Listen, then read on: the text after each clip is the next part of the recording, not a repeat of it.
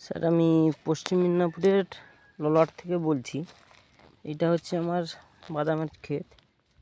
তো এটাতে ঘাস মারার জন্য এজিল প্লাস উইড ব্লক মিশিয়ে মারা হয়েছিল।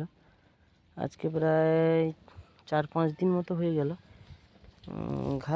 অনেক ঘাস মরেছে, আবার অনেক ঘাস এই যে লাল হয়ে গেছে, মানে এগুলো মরে যাবে, যে শিকড় মরে গেছে ঘাসগুলোর।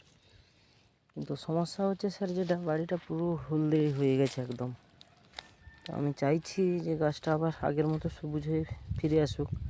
সেই কারণে বলছি কিছু ভিটামিন কি দেওয়া যাবে বা কি দিলে গাছটা আগের মতো আবার সবুজ হয়ে সতেজ হয়ে যাবে, সেটা একটু জানতে চাইছি স্যার।